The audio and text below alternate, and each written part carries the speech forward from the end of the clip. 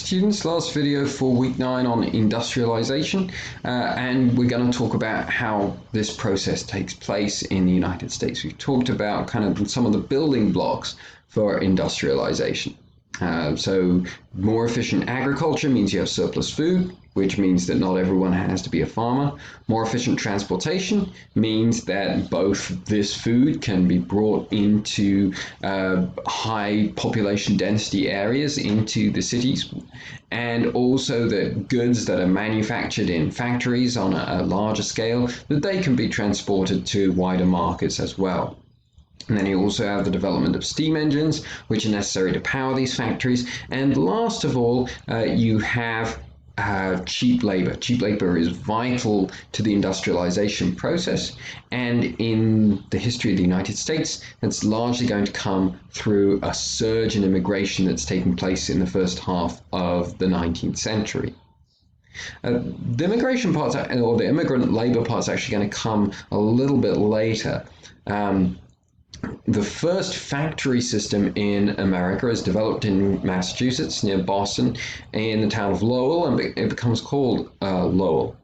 And the initial workers are chiefly women working in a textile factory, chosen because of their expertise in textiles, chosen because most of them are not already working, and it's seen as a new opportunity for women to work. And initially, conditions for these women workers were very good, especially when compared to conditions for workers in Europe. And so they live in these boarding houses that are provided by the factory owners. The factory owners have to reassure what's still a pretty conservative society that these women are going to be protected, that they're going to be living in clean environments, and they have sort of a house mistress or a house matron who supervises them. They have time to read, they have time to study, they have time to go to church. That starts to change when we move deeper into the 19th century. We find that wages are being depressed, and we find that employers are increasingly turning towards immigrant labor that they can pay less and not treat as well as they treat these initial women workers.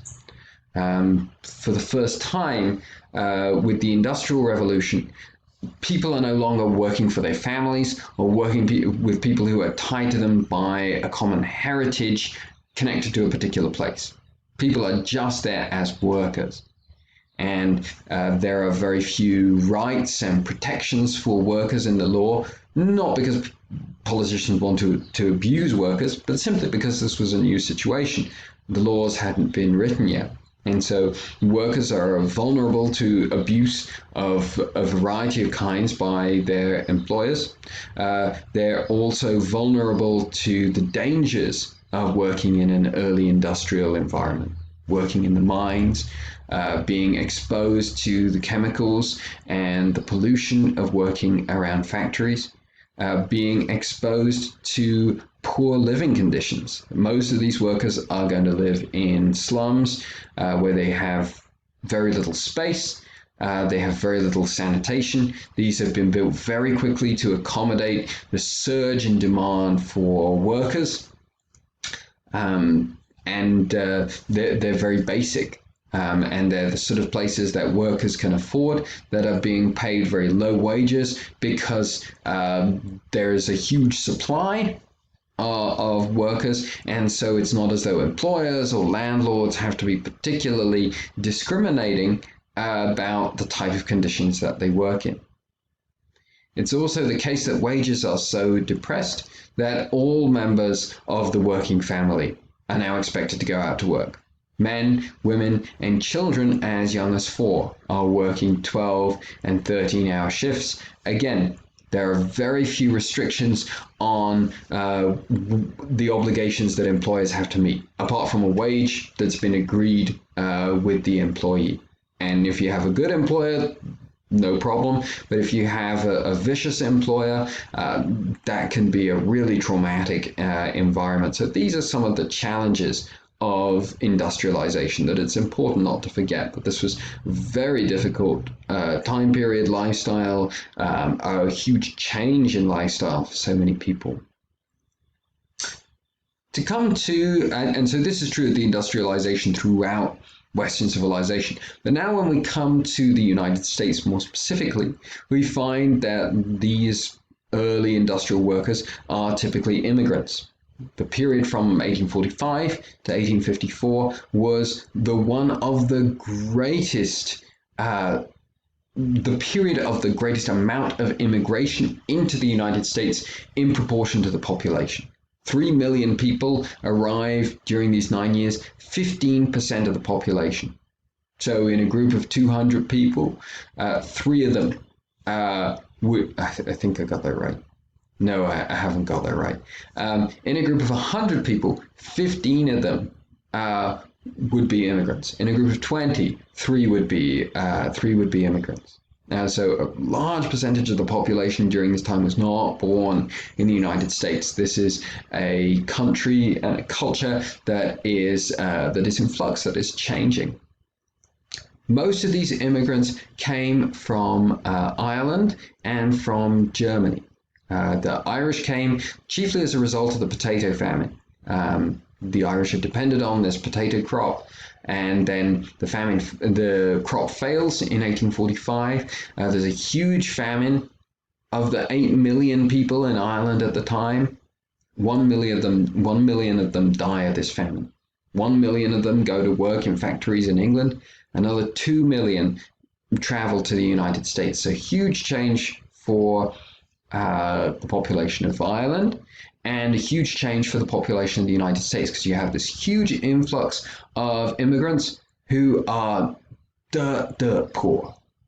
And because they're poor, they're going to be living in the cities because they can't afford land, and they're going to be working whatever jobs they can find. They're going to be working these factory jobs. It works out very well for the factory owners at this time when they need cheap labor. Cheap labor arrives. And so the Irish are going to be the main factory workers as we move into the middle of the 19th century. They're going to come to dominate, and they're going to make up about half of the populations of big cities like Boston and New York. And this in turn is going to lead to a reaction that many Americans at the time were uneasy about the Irish and whether the Irish could fit in to American society and culture. And there are a couple of reasons for this. The first one is that the economic reason, not necessarily the most important reason, the economic reason is they're worried the Irish are going to take jobs that would have gone to poorer Americans. But the more important reason is that the Irish are Catholic. Remember that a hugely important part of American identity in New England, the part of the United States where the Irish are coming to, and where these cities are, where the jobs are that they can work. A huge part of its identity is being Puritan, being the most extreme Protestants, the Protestants who most hate Catholics. And remember also that a huge part of American culture is based on this idea of freedom and independence. And there's a real skepticism on the part of people living in New England that Irish people who are Catholic, and for whom obedience is a really important part of their religion and their culture, that you are obedient to the demands of your religion, that you're obedient to figures like popes and bishops. Do these people really understand American freedoms, or are they going to give them away? And so you find the rise of a movement called nativism that was opposed to immigration, was opposed to the Irish because they were Catholic.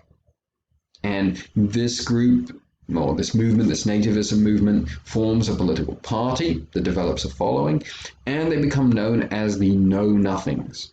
Now, because, at least in theory, it was supposed to be a secret that you held these strong opposition to Irish immigrants. And so you would say that you knew nothing. But that was also the code to let someone else know that you were a part of this movement. So we have the Irish, we have their immigration into cities, we have a reaction to their immigration. Other immigrants who had fueled the industrialization in the United States came from Germany. Almost as many Germans immigrated to the United States at this time as Irish immigrants. But the Germans have an easier time of acclimating for a couple of reasons. The first is that they are less poor. the less poor. So it's not as though all German immigrants are doing the same thing and they can be stereotyped. It also means that they have the money to buy land. That's kind of what they're looking for. And so they move further inland into the United States, into the Midwest, where they can buy land, these more rural areas. They're kind of newer like everyone else. You don't have an established society and culture like in New England with the Irish that you're trying to break into. So they're less threatening in that way. And they also can kind of segment their loyalties a little bit. So they keep their German language.